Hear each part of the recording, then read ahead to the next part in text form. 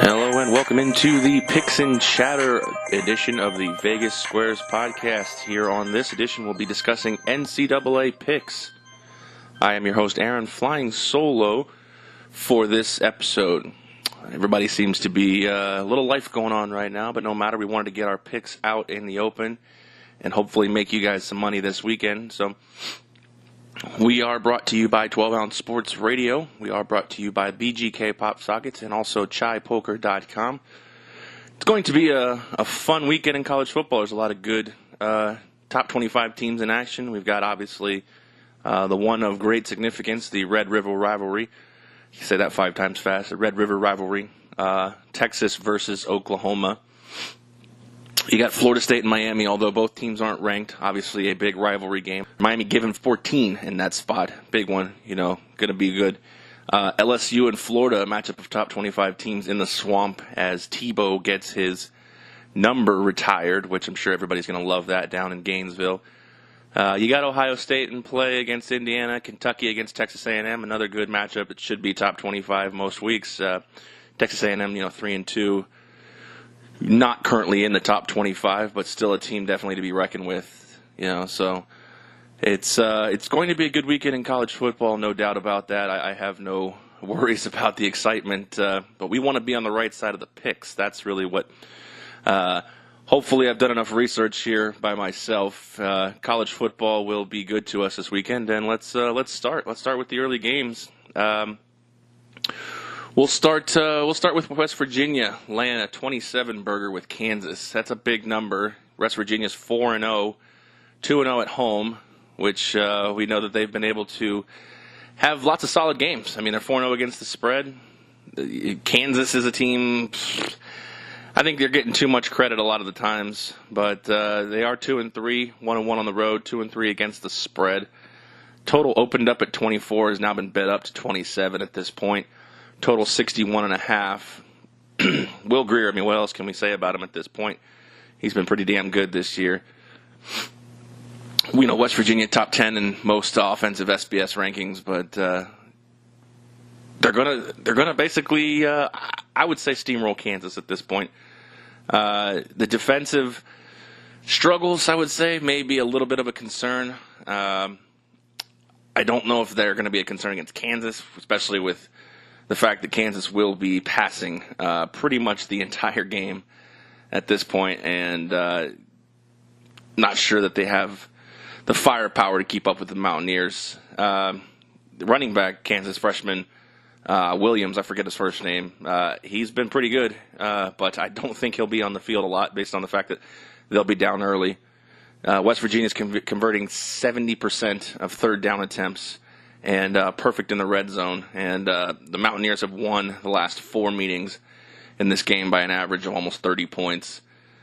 I just don't see anything about Kansas that can really step up and contend with a 27, 28-point spread at this point. I see this game being 51-10 in that range. Nothing too close. I think Will Grier will probably throw 400 yards, 4 touchdowns. Maybe even better than that. I'm gonna take the West Virginia Mountaineers. Bet that one in this game. And the alarm went off. I guess it's time to get up. It's college football time. Time to get up. West Virginia's probably not gonna have any sweat this week. They've got some big games coming up. Let's hope they don't look ahead. And I'm gonna go ahead on a limb and say they don't at this point. So that's play number 1 for me. I'll let you know if I like the play. I'm going to bet it. If I don't quite like the play, it's just going to be a lean. Still a strong favor, but never really quite know, what way one can dance. Alabama at Arkansas, another one, big line. When we talk about Alabama, Tua Tagovailoa, how long is he going to play in this game? Hasn't seen a fourth quarter yet, and Arkansas's pretty bad. 1-4. Their only win is at home, but they are 1-3 against the spread. Alabama 5-0, 3-2 against the spread. 35 points doesn't seem like a lot. It's really hard to really judge this game because, you want to say, oh, it's a conference game, but it's against, a doormat like Arkansas. I've had a tough time covering Nick Saban or even betting for or against Nick Saban. He doesn't seem to really want to roll with the way I wager. Alabama 6-0 against the spread, last 6 games on field turf. 4-1 against the spread, last 5 games on the road versus a team with a losing home record, which we have in the in the Razorbacks. But the Crimson Tide are 1-5 against the spread in their last 6 conference games, 1-6 against the spread in their last 7 games, allowing less than 170 yards. The trends are kind of in the middle, really, with Alabama. Razorbacks 15-6 against the spread, last 21 home games versus a team with a winning road record, which we obviously have in Alabama. But they are 1-3-1 against the spread in their last 5 games overall, and 1-6 against the spread following their last 7 games, where they had an against the spread win. Not a lot to really, side one way or the other with the Tide or the Razorbacks. I do have a lean in this. I'm going to lean that Alabama wins this game by about 6 or 7 touchdowns. I don't feel 100% confident in it. The public really believes it as well. 67% of the money is going on the Crimson Tide.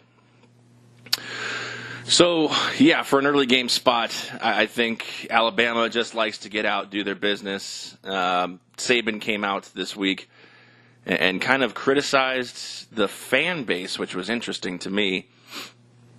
It's funny. You look at situations like this, Alabama and Nick Saban, everything is going so right for these guys that, there's always a big saying, if you're nitpicking the small stuff, life or business must be going all right because you're finding time to really analyze or overanalyze or micromanage things that are generally out of your control. I mean, you've set up such a culture of winning that when you play Louisiana Lafayette and beat them by 40-plus points, it becomes mundane to the Tide fans. Hint, hint, wink, wink, maybe schedule UCF or schedule a team that actually wants to come and play you and maybe give you a better game than 49-14 or whatever that score was. But anyway, I'm leaning with the Tide. Not officially a play for me, but I'll lean with the Tide, minus 35 in this spot. And hopefully they don't take their foot off the pedal and stay above that 35-point range. All right, let's move on. Another game. Michigan is hosting Maryland. Another interesting one. Michigan had a dogfight on its hands at the Fighting Fitzgeralds. We talked about that last week on the podcast. Northwestern basically gave the Fighting Harbaughs everything they could handle, and the Wolverines were able to get the points late to defeat Northwestern but not cover the spread. And they got another big spread here, 17.5 at home against Maryland. I'm wondering if people are prisoners of the moment and what they saw with Northwestern. Northwestern, good team. Maryland, another good team. Maryland 3-1. Overall, 3-1 also against the spread. Michigan, we know 4-1 overall, but 2-3 against the spread. Only one of those losses is at home. It's going to be interesting. Maryland's been such an up-and-down team right now. It's really hard, though. I don't know if their talent's really what's willing them or just the fact that they're kind of playing as a brotherhood right now. 1-4 against the spread last 5 games in October. 1-5 against the spread in their last 6 games after scoring more than 40 the game prior.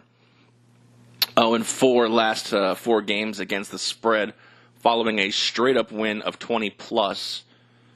0-4 against the spread last 4 after allowing less than 100 yards in the previous game. And also 1-7 in their last 8 games against the spread after getting more than 200 yards rushing in their previous game. A lot of cold trends, not really favoring Maryland. 17-35 against the spread, last 52 after allowing less than 20 points. 4-9 against the spread in their last 13 road games. 4-10 against the spread against a team with a winning record. So really everything's kind of trending towards Michigan, who is 4-1 against the spread in their last 5 home games. 15-5-1 ATS the last 21 following an against the spread loss the prior week. But they are also 0-5-1 against the spread in their last 6 games in October. That being said, I'm going to lean with Michigan. I think right now they need quality wins in the conference.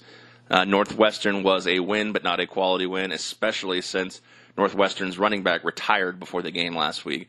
So that doesn't bode well for Harbaugh's team. And if they're making an attempt to make the playoff as the Big Ten champion, I mean, obviously they have to win the Big Ten championship, but if they're going to make an attempt as if they do win the Big Ten championship to make a case as a playoff representative, they got to start winning big on top of also beating Ohio State in the championship game, which is probably who they're going to play.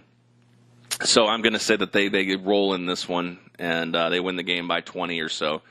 I took the strap off and went to the window. Already made the play here. 17.5. I'm going to lay it. I'll play it. I don't think Maryland's going to score too much in this game. So give me Michigan. Give me this. I'll give them the 17.5. And let's move on. Illinois and Rutgers.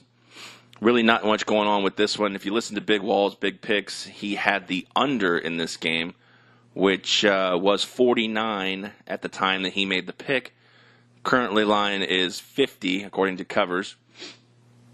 And they, if you like the under, you just got another point. So I'm gonna make my lean. I'll ride with the brick wall, and I'll make my lean under the 50 as well. The side is Illinois -5. They opened up at a 1.5 point favorite, have been bet up to 5. A lot of the money, 75%, is going in towards Illinois. I'll watch this game with the total in mind, hoping for Brick Wall to come through with his pick, make everybody a little money there. So let's move on. We talked about Northwestern and Michigan State. I think everybody's going to be high on Northwestern. Again, this is another case of prisoner of the moment. Michigan State laying 10 points. Going to be an interesting one. Like I said, that Northwestern is 1-3, 2-2 against the spread. They have only played one home game, which is their only win of the season. I think they got real hype for the Michigan game and did everything they could. That's going to be a little bit demoralizing to the kids there. I think they won't admit it, but I think that season's over for the Northwestern football team. Michigan State's not a good team, but I think they're good enough to cover the 10 in this spot against a team that's just kind of demoralized at this point. It's just really hard to say. I mean, Larkin, out, didn't really kind of find a ground game with Moten. They tried their wide receivers. Spartans are a good run defense. So I'm not sure if they're going to have anything, if Northwestern's going to have any ability to run the football, which is their bread and butter. It's Michigan State's kind of a strange team. They've got Davis coming in. He's a pretty good wide receiver with 278 yards, 17.4 yards per catch. But that was while what's his name, White. I can't remember his first name. Anyways, that's not important what his first name is. Basically, Felton Davis was basically getting all this with White on the field. Now he's sidelined for a little bit. Pressure's on. We're getting into, the meat of the schedule, so he needs to find a go-to guy, the quarterback, Lewerke, however you say his name. Davis could be the guy. Probably is going to be the guy. I don't hope they're not going to have to force it into him. And I think Michigan State's probably good enough to get themselves a solid 2-touchdown victory here.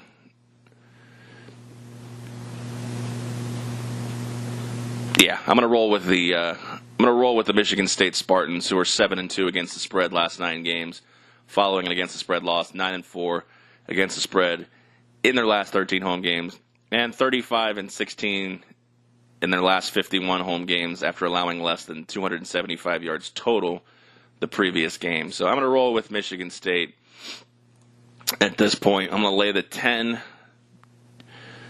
Kind of curious to see 64% of the money in the bets go on Northwestern Northwestern, and the line moved from 8.5 up to Michigan State -10. So that's kind of a red flag for me. Usually in the betting world, Michigan State giving 10 points, originally giving 8.5, and all the money really pouring on the other side. I think that's just a case of what they saw against the Wolverines with the Northwestern football team. I'm going to lay the Michigan State Now I got the Wolverines on the brain. I'm going to lay the Michigan State Spartans -10. Took the strap off for that one. That's going to be a bet for me as well. All right, Red River rivalry time. We'll talk about that here. Couple of teams that have nothing really too bad to say about either team. I mean, obviously the opening loss against Maryland, didn't really feel so good. But Tom Herman's got his team 4-0 in spots that aren't against Maryland. Oklahoma given 8 points in this spot. The line currently 7.5 to 8, depending on where you find it. 59% of the money and the bets are going on Oklahoma minus the 7.5, 8. You have an Oklahoma team that is 2-3 against the spread. This game obviously is a home game for Oklahoma, but not obviously in Oklahoma. They play at the Red River rivalry. Where are they playing this game at? I forget always where they've always seemed to move it lately. Anyways, not important. Does this game get played at Jerry World now? I can't remember anymore. Who can keep? Oh, the Cotton Bowl. That's right, Cotton Bowl. Let's see. You got Texas. You got Sam Ehlinger, who's just been on fire lately. He's thrown 128 consecutive passes without an interception. My man Lil Jordan Humphrey, 402 receiving yards on 26 catches. Still can't get over that name, Lil Jordan, LIL''Jordan. Defense is playing well. You got Oklahoma. I mean, about Kyler Murray. He got 7 touchdowns last week, even though he sat out the opening drive for quote-unquote disciplinary reasons or whatever you want to call that. Even though Anderson's out this year, they've got a great receiving core. It's an interesting game. I mean, first time in, I believe, a few years that the game is top 25 for both squads. And it'll be interesting. I mean, it's always competitive. Even when Texas is down or Oklahoma's down, which Oklahoma hasn't really been down too often in this century. But it's going to be an interesting one. That number is like sitting right on sitting right on a key number, 7 points. Longhorns 4-0-1 against the spread last 5 games in October. Also 4-1 against the spread in the last 5 neutral site games. 7-2-1 against a team with a winning record against the spread. 6-2 last 8 games on grass against the spread. Sooners 13-3 versus a team with a winning record last 16 games. 6-2 against the spread in their last 8 conference games. However, there are some trends that are cold towards Oklahoma. 1-4 last 5 games against the spread following a straight-up win. Also 2-8 against the spread in their last 10 neutral site games. A lot of those are mostly bowl games. The total in this one is 60 currently. I think Texas and Oklahoma, I think Oklahoma has the offensive ability to get to 60. I don't think Texas has the offensive ability to get this total of 60, but I think they have the defensive ability to keep this total under 60. I actually have a parlay in this spot. I'm actually going to take off the strap, go to the window tonight, right before the game, and I am going to take Texas plus the points, and I'm going to take under 60 in this spot. So that's going to be my bet right there. I think the game's probably going to finish around 27-23 Oklahoma, 31-27 Oklahoma. I think it'll dance around both numbers. It'll dance around the spread, dance around the total, but I think ultimately it will stay under in that spot. All right, any other 9 o'clock games of note? Nothing really I see on the docket worth betting. Not a lot really worth watching at that point either. There's not a lot really going on. You got a couple of different matchups. Syracuse and Pittsburgh, kind of an interesting matchup. Pittsburgh got the doors blown off by UCF last week. I believe the final score was like 45-14. Syracuse, we all see with the almost victory versus Clemson. So naturally, you would think this line, Pittsburgh plus 3.5, would be a little higher, but it is not. It's kind of an interesting spot. 80% of the bets and money are going in against Pittsburgh. Going in favor of Syracuse in this spot. Dungy's probably going to play, so that's not going to be too much of an issue. That's good for Syracuse. Can Pitt hold? I mean, that's the question. I mean, this game seems weird. It's a strange number. Is it a trap game?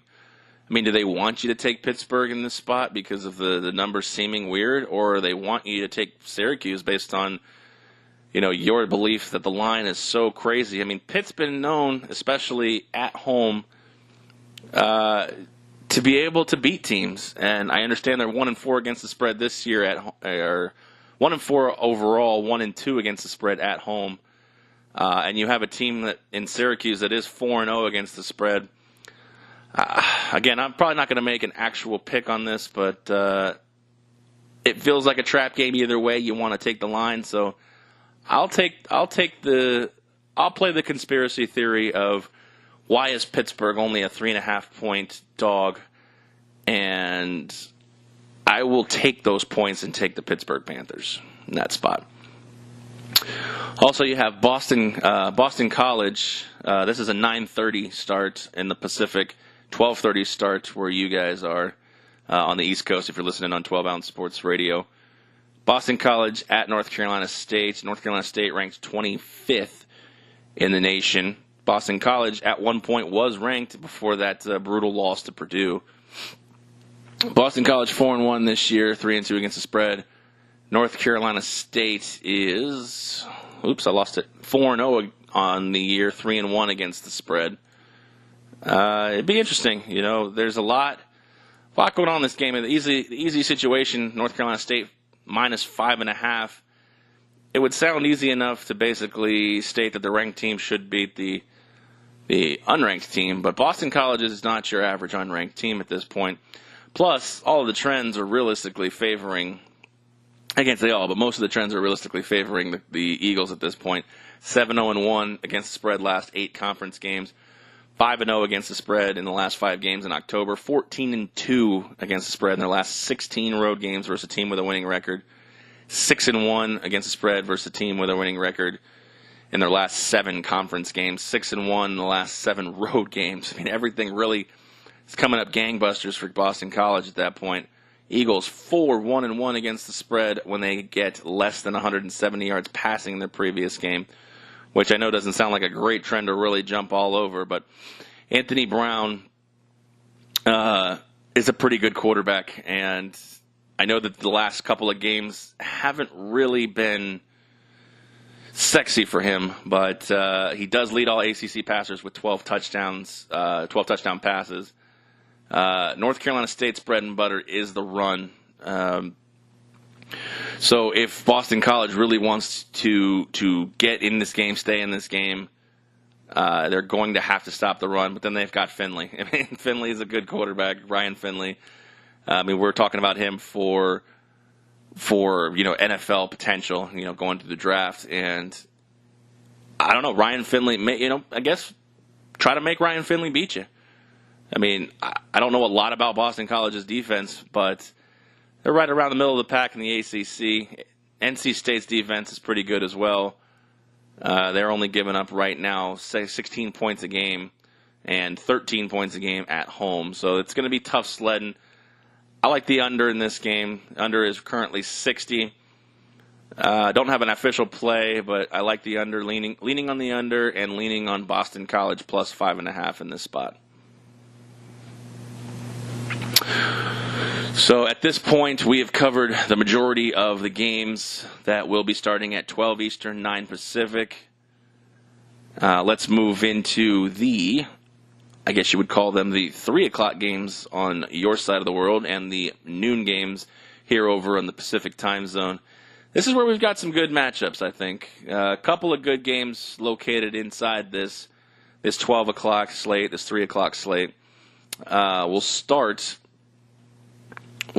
with Boise State hosting San Diego State. Boise laying 2 touchdowns at this point. Boise's another team. Obviously, they have that one loss to Oklahoma State, but they're still looking to potentially get recognition for a New Year's Six Bowl, which is basically all they have to really play for as a Mountain West Conference representative who is not currently ranked, super high. So they're basically looking to be spoilers to UCF if UCF trips anywhere down the road as well.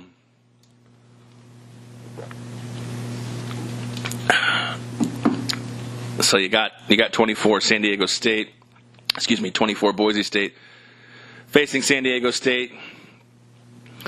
Brett Ripien coming over here, about 100, I think he's like 110 yards away from moving into second place in Mountain West history for career passing yards, and has a chance to get number 1 in this game against San Diego State, who former Aztec Ryan Lindley does have the number 1 spot in conference history. So that'd be an interesting motivation, in my opinion. He probably, won't admit to it, but that'd be a little something interesting to be able to get, the all-time passing record in Mountain West history over the school where the guy once played in Ryan Lindley. He has thrown for at least 300 yards in every game this season. Got a trio of wide receivers, actually got more than that. He's got 5 wide receivers who all have over 100 yards receiving.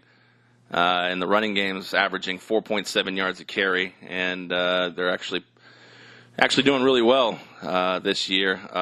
Like I said, most of the fans see that game against Oklahoma State, where they were actually in it a little more than the score would dictate.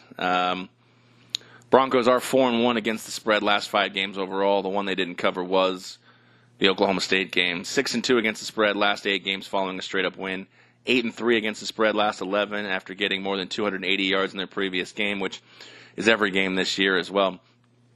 10-4 against the spread versus their last 14 games versus a team with a winning road record, which we have in San Diego State, and 5-2 against the spread in their last 7 conference games. The Aztecs are 1-4 against the spread in their last 5 games overall, and 1-6 against the spread last 7 versus a team with a winning record.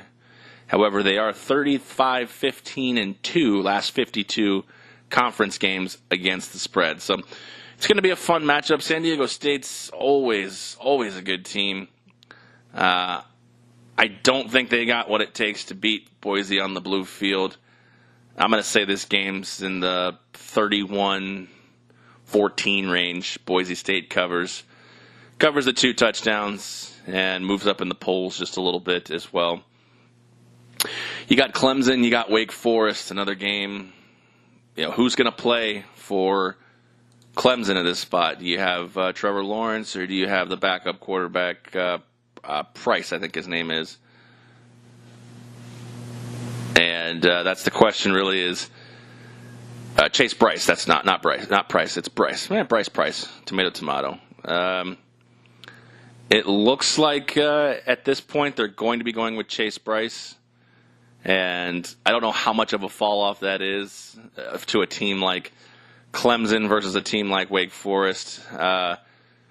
Wake Forest is really effective running the ball, but I'm not sure how much that's going to be effective against a team like Clemson, who plays pretty damn good defense.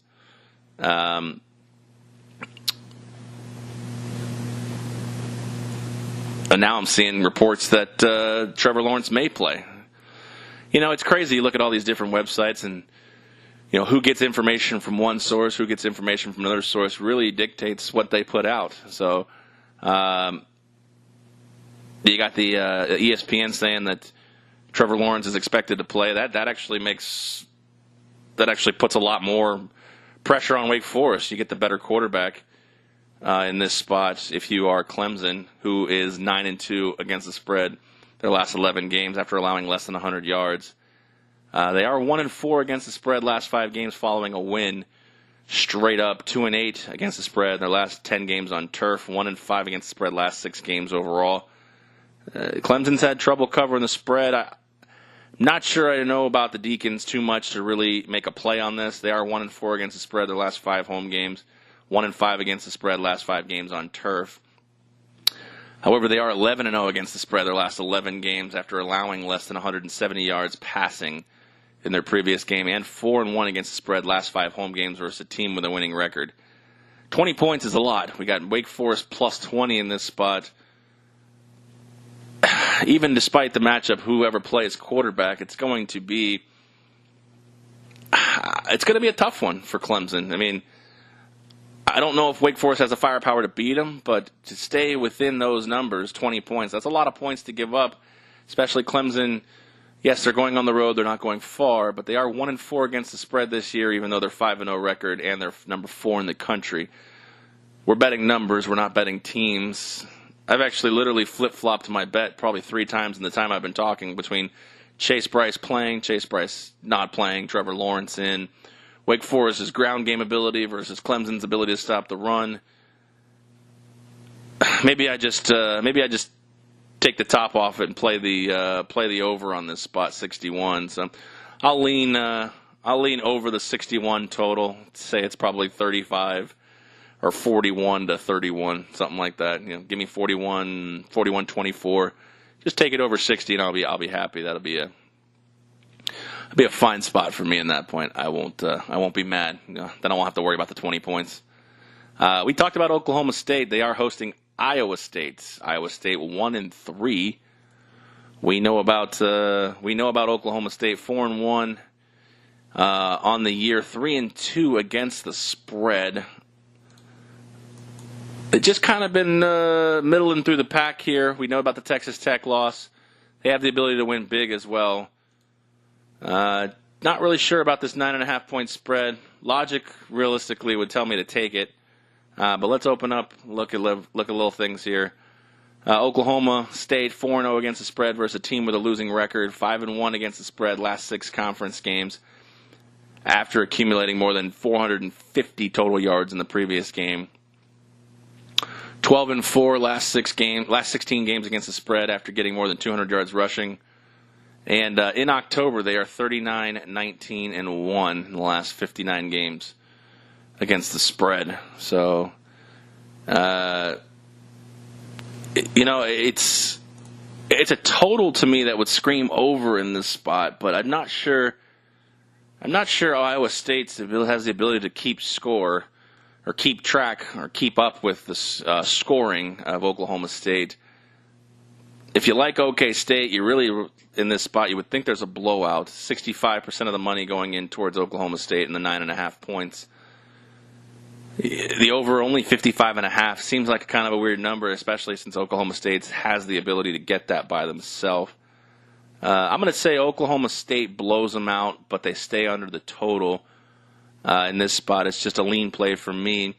I'll take Oklahoma State minus the 9.5. I'll take the under 55. I'll say this game's 41-10 in that spot. And give me that right there. I'll say that.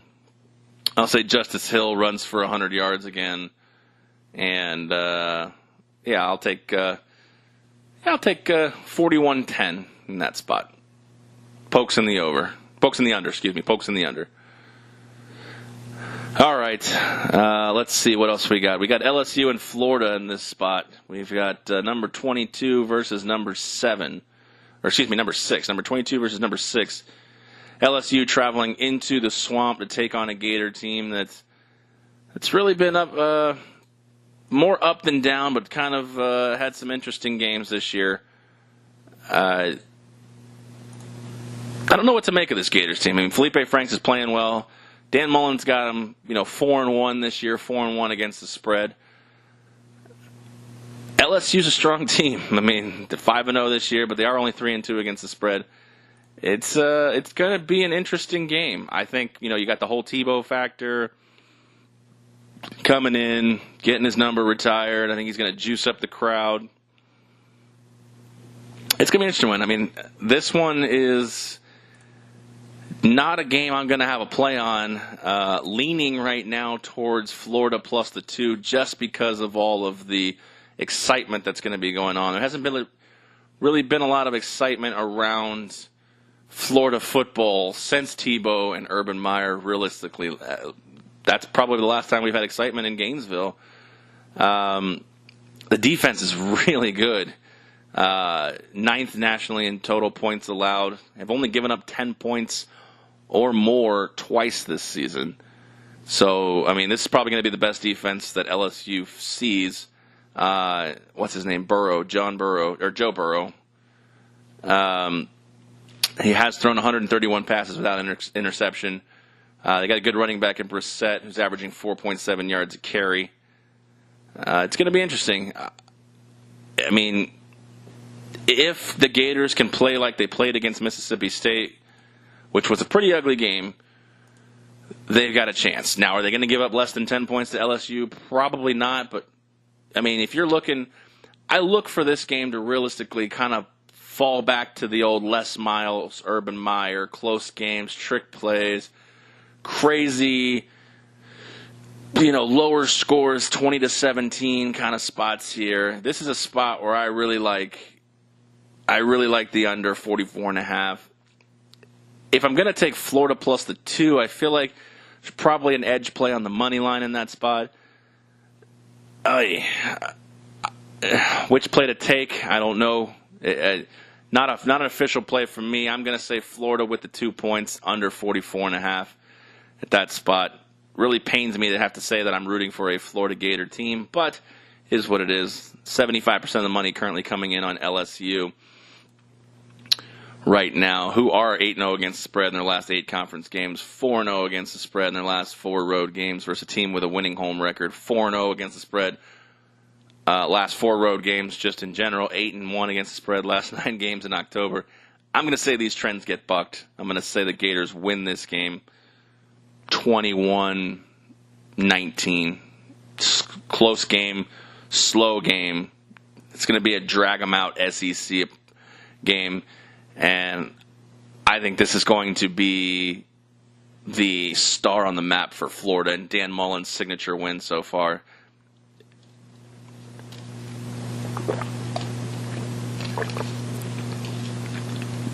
All right, let's talk. Let's talk Florida State and Miami. And the current line is Miami laying 2 touchdowns, which is getting 60% of the money in the bets right now. Florida State's an interesting team. We have all seen their struggles chronicled on ESPN. The Willie Taggart era did not get off to a great start. They were beaten handily by Virginia Tech. Had a fun game against the Samford Bulldogs that they were able to sneak out. And they got their doors blown off by Syracuse, but they've come back to win their last 2. They are 1-4 against the spread, 0-2 on the road. I think this team's finally I think this team's finally starting to find its feet at this point. Cam Akers, DeAndre Francois, these guys are just way too good to look that as bad as they did in the beginning of the season. A lot of the trends right now are favoring Miami. But again, like I said, records are made to be broken, trends are made to be bucked. But I think Francois will be the difference maker this time around. He leads the ACC in passing yardage, and he is second in yards per game. The offensive line's another big kind of a question mark. They gave up 12 sacks in the first 4 games. Not a great number. This is going to be the battle of turnover chain versus turnover backpack. And I'm not quite sure who's going to come out on top of the points, but I will take the 14 points in Florida State right now. I will take them. They are 5-2 against the spread. Their last 7 games on the road, 7-3 against the spread. Their last 10 games after getting more than 280 yards passing the previous game are the Seminoles. The Hurricanes are 8-2 against the spread. Last 10 games after getting more than 200 yards rushing. And 22-5 against the spread. Their last 27 games after allowing less than 20 points the game prior. A couple of trends, caveats: 0-5 last 5 games against the spread after allowing more than 200 yards of the Hurricanes. 1-7 against the spread in their last 8 conference games in October. 1-4 against teams with a winning record against the spread as well. So give me the 14 points in this spot, and I'll feel pretty good. I'll be watching this game anyway with beer in my hand. And I'll take the 14 points. So 14 points and a nice cold beer. I'll feel good about that. I'll look for Florida State to upset Miami down in the what are they calling it now? Joe Robbie or Sun Life or Land Shark or Dolphin Stadium. Who knows what the hell they call that freaking dump anymore? It'll be a fun game to watch, especially if you're a Florida college football fan. A couple good Florida games. You got the Gators again, like we just talked about, and you got Florida State and Miami. You also have UCF, which we'll talk about here in just a little bit as well. All right, let's move on into some of the afternoon games in the world of college football. We've got Arizona State and Colorado, which Colorado's been pretty good this year. 2-0 at home, 3-1 against the spread, 1-1 at home against the spread, 4-0 overall. They are laying 2.5 points to Herm Edwards' Arizona State Sun Devils, who started out hot, but they are since 3-2 overall on the year. However, they are 4-1 against the spread. That one against the spread loss did come on the road.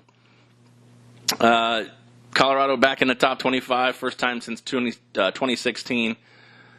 Let's see, they've got second in the Big Ten and scoring at 40.2 points.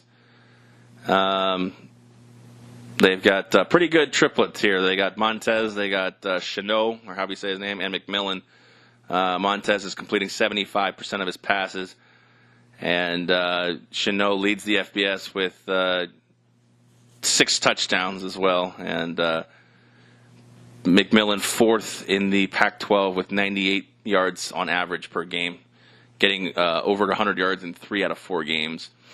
Last year, 2 years ago, in Boulder, Colorado was able to beat Arizona State 40-16. So a lot of the trends and matchup stats really favor the Buffs at this point. They are 7-1 against the spread last 8 games following a straight-up win of more than 20. 8-3 last 11 after allowing less than 20 in their previous game. And we have the Sun Devils, who are 4-0 against the spread in their last 4 conference games. This could be a pretty close matchup. I mean, 2/3 of the money going in the Buffs' favor at this point. Usually I'm more of a guy to fade the public in this spot and don't really have an official play, but Arizona State's familiarity with Colorado, even though this is a new coaching regime, I'll err on the side of fading the public just simply for that point in this spot, taking the Arizona State Sun Devils to cover the 2.5 points. Logic would tell me, if by the time you're listening to this, if you wait a little bit, I think that Colorado number could go back up to 3. So make you feel a little bit better grabbing it at 3 than you would grabbing it at 2.5 if you're an Arizona State guy. If you like Colorado, I'd say go ahead and grab it as soon as you can, because I personally believe it may go back up to 3 at that point. All right, UCF football. I told you we'd talk about it. They are playing Southern Methodist at the Bright House, which is now Spectrum, which is officially by the name called the Bounce House by students. We got UCF 4-0, 3-1 against the spread. SMU 2-3, 0-2 on the road, 2-3 against the spread, 1-1 against the spread on the road. At first glance, the 24 points that UCF's laying seems like a number they can definitely cover. This is a conference game. SMU has kind of been one of those teams that definitely can hang with a UCF team. Milton completing 61% of his passes. You got so many different threats. You got Gabe Davis, Trey Nixon. You got the running backs, Killins, Anderson. Just so much going on with the arsenal of weapons that UCF boasts. They are also only giving up 16.8 points a game, which is a pretty damn good number on defense. Based on the eye test, I would say their defense is a little, just eyeballing it, a little bit worse than that. But they're only that's all the points they're giving up. They're scoring 48. They're giving up 16. The over/under in this game is over/under this game. Let me get back to that screen. The over/under this game is 74. That's a high number. Opened up at 70. It's already been bet up 4 points in this spot. I'm not sure if SMU has the ability to score, so I'm going to take the under in this spot, and the ability to have SMU keeping it close with defensive play, coupled with the fact that I don't really like a UCF minus 24, even though I know that they're my team and 75% of the money is going in on the minus 24, and they really have had no problems putting up 60 points, 50, 60 points. I'm going to play the under in 74 in this spot and say that, I'm going to say it's a 51-10 game, or not 51-10. Maybe I'll give SMU 17 points. Hey, 51-17, keep it right around 68. I think it may be a sweat with the 74, but I think it'll stay under 74 in that spot. So I guess if that's the way I think the score is, I'll take the lean on UCF minus 24, but I will bet the under 74. Lean UCF 24, betting under 74 in that spot. So, all right, well let's move into some of the later games. We've got that was part of the later games. We got Ohio State facing Indiana. Forgot about that game. Let's backtrack just a little bit. Ohio State laying 26.5 points in this game. Tough number, especially if you're a prisoner of the moment with what you saw against Penn State, which Penn State's obviously a far superior opponent than Indiana is. But this is kind of one of those classic games where Ohio State left it all on the field and may not be kind of up for this game as they really would say that they are. Indiana 4-1. They are 1-1 in the Big Ten. Against the spread, they are 1-4 though, 0-2 on the road. Ohio State's not the team right now that needs sexy victories. 27 points is a lot. I think they're going to win this game. There's no doubt about that. So you could go money line if you want, if you'd like to lay a fuck ton of money on that one. Over/under total is currently live at 64.5, opened up at 62, so it's been bet up 2.5 points. Excuse me. Ohio State is 72-12-5 all time against the Hoosiers. Since 1952, they're 52-2-2. So that's a good trend for Ohio State Buckeye fans, especially the Ohio State moneyline backers. But I think Dwayne Haskins is just really good. J.K. Dobbins, Mike Weber, Paris Campbell, just the whole team. Bosa not being out showed a little bit of hurt against a team like Penn State. Not going to be really that big of a deal against a team like the Indiana Hoosiers, who just, to me, even though they're 4-1, don't seem to have the firepower to keep up with Ohio State. They're not going to contend, but that being said, I still think they'll probably cover 27 points. So I'm thinking along the lines of a 42-24 kind of matchup, or a 42-20 inside that range, inside the 3 touchdowns. I think Indiana will keep it, and Ohio State will use this time to kind of rest, recover, get themselves back on track, because they're going to have other opponents in the Big Ten where they've got to. Purdue's going to be a tough one. Michigan State will be a tougher one. They obviously got Michigan at the end of the year. Ohio State's looking pretty good to run the table, I'll tell you that. They're looking definitely like a team that didn't really have any hiccups this year. We talked about them on a lot of early podcasts with the Urban Meyer situation, and that seems to be far in the distance at this point. So, good on them. All right, let's move into the late games, and we have Kentucky at Texas A&M. Texas A&M is a 5.5-point favorite. Opened up at 7, already bet down 1.5. You got Kentucky getting 57% of the bets and money at plus 5.5. They are 5-0, 3-2 against the spread. Texas A&M is 3-2, but they are 4-1 against the spread, including 3-0 at home. Is this when Kentucky's magical fairy tale ends? I think they lose this game. I think that they are probably done as far as, moving up the rankings. I think the run defense for Texas A&M is really good. Terry Wilson is going to have to, the Kentucky quarterback is going to have to win this game with his arm if he wants to, which right now is not his strong point, with only 2 touchdown passes on the season and has never eclipsed 163 yards in a game. But if he can get his legs going, he has rushed for 300 yards and 3 touchdowns. He does have a 100-yard game. I think he can keep this team in I think he can keep the team in the game. Ultimately, I think Texas A&M and Kellen Mond are probably a little bit better of a team, even though the record doesn't show it. Kellen Mond's able to do it on the ground and through the air. 7 touchdowns passing, 4 on the ground. I think the Aggies win this game. It's really close, though. I think it's 27-23 Texas A&M. So I will take UK on the spread, but I think their magical run of 5-0 is over. Good for them. They beat Florida for the first time in 2 generations, but that's going to be it for them. I've bet Kentucky on the 5.5-point line, so I will take the Wildcats on the spread, but their undefeated streak will be over at this point. All right, we got Nebraska and we got Wisconsin. Nebraska and Wisconsin in Madison. Line has been actually opened up at 22.5.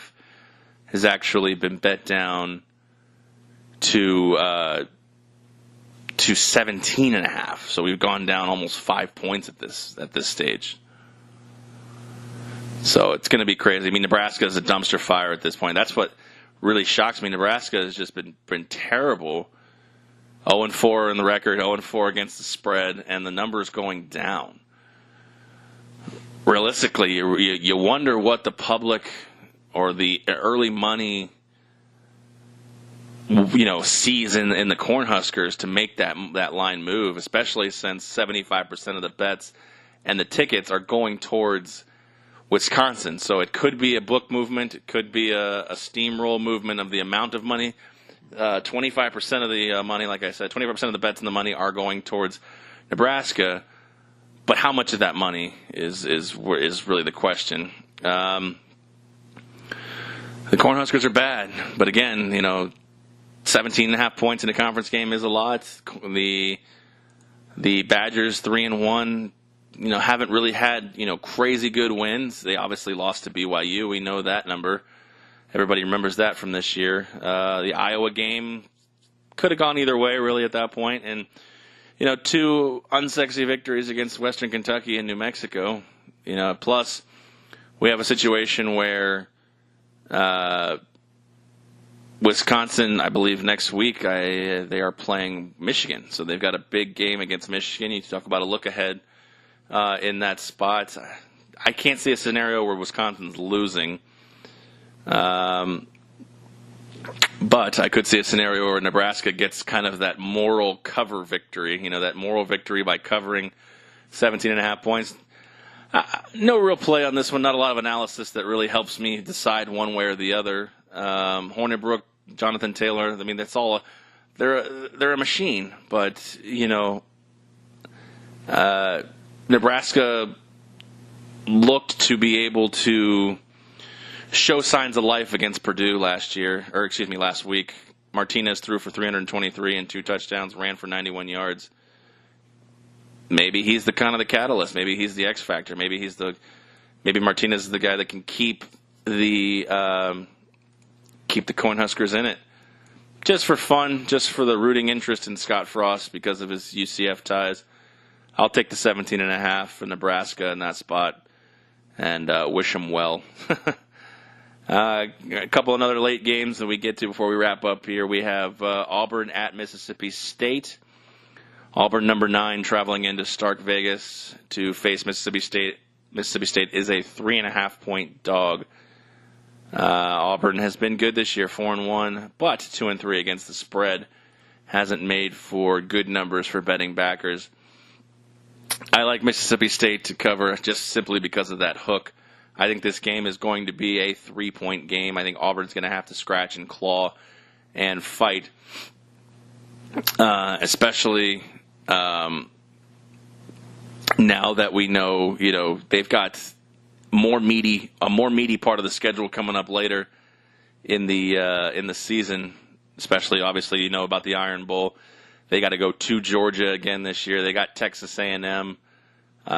So this is a game that they have to have, but I think that Mississippi State's a lot better than the 3-2 record. I mean, Nick Fitzgerald obviously is a dual threat and has the ability to keep them in this game.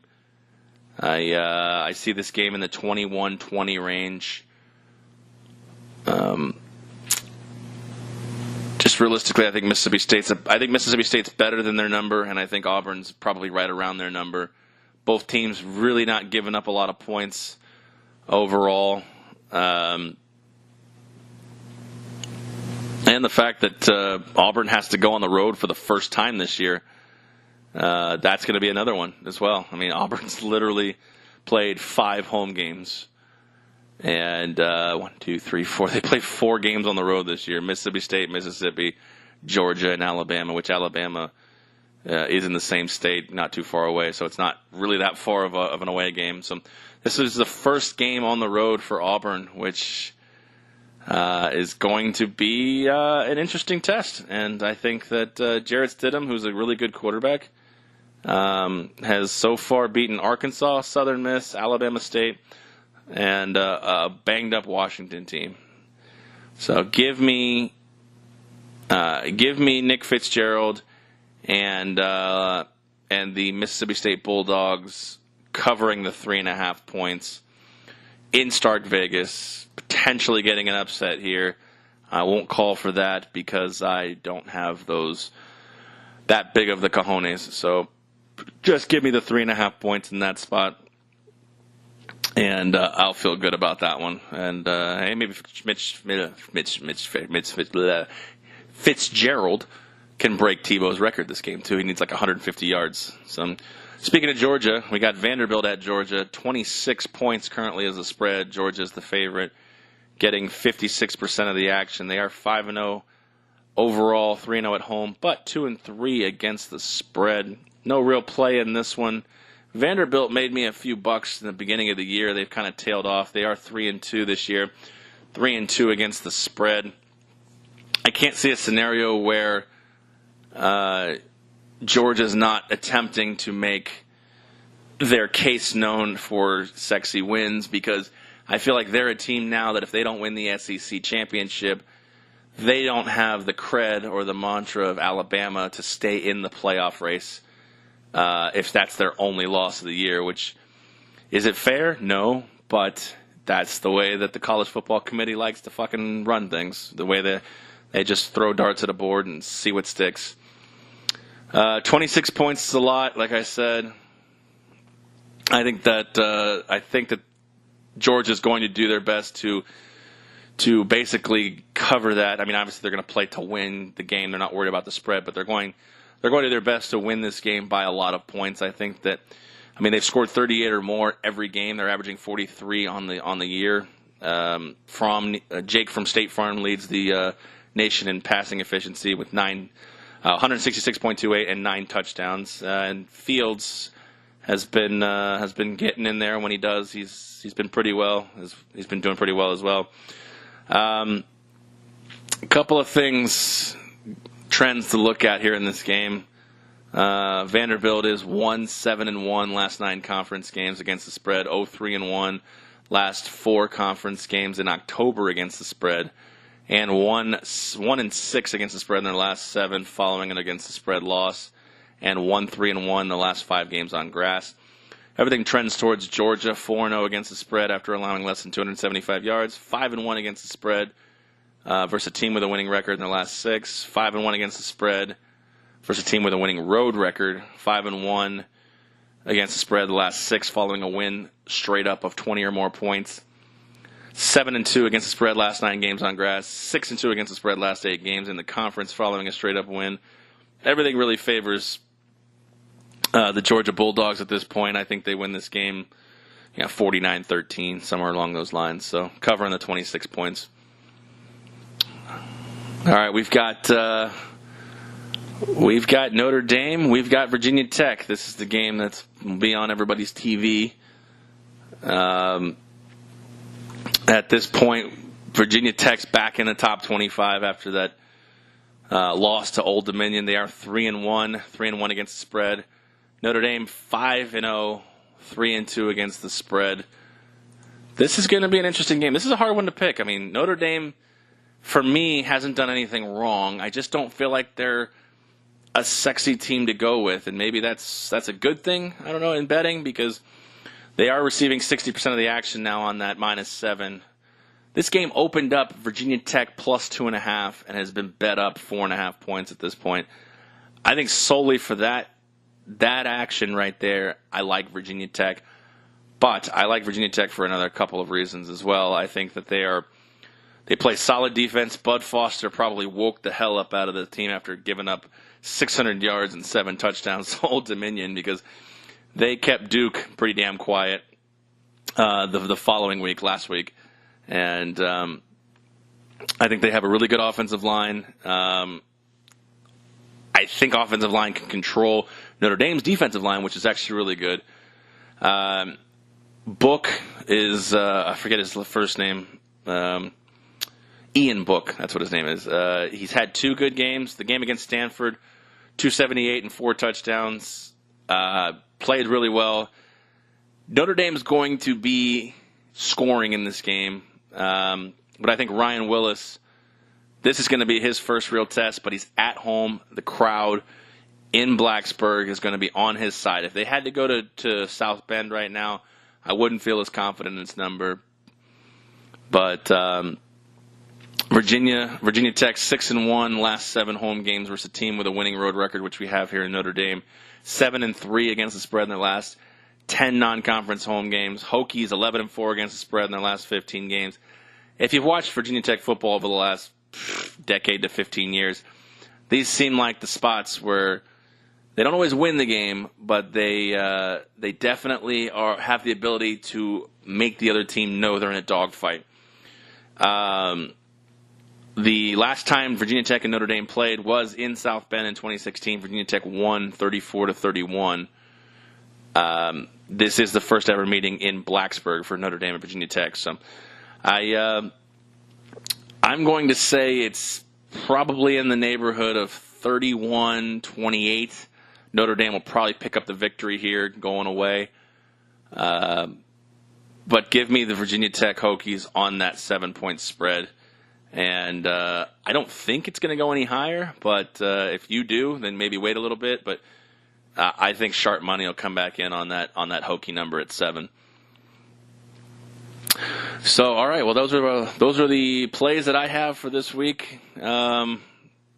Anything else jumps out at me, you can obviously follow us on Twitter. I obviously post there most of the weekend because I'm watching as much college football and NFL football as I have. We're going to have the NFL Pick'em show as well on Sunday morning on 12-ounce Sports Radio. You'll see that, or you'll hear that. I guess you can't see radio, but you'll hear that around 10 in the morning Eastern time on 12-ounce. We appreciate you listening, and next week we'll have a better panel than just listening to my dribble for, the last hour and 10 minutes or so. But, again, got a lot of good picks out there. Hopefully your picks as well. If you tail us or fade us, that's up to you. But hopefully if you tail us, we make a little bit of money and we're prosperous at this point. So I appreciate you tuning in. We want to thank our sponsors, VGK Pop Sockets, ChaiPoker.com, and, of course, 12-ounce Sports Radio for putting us on multiple times a week so that we can get our voice out there, get it heard, hopefully, again, make you some money. And let's have fun this weekend, and hopefully we're not chasing any bets. So, again, on behalf of the Vegas Squares podcast team, I appreciate you listening in. We'll catch you on the next one.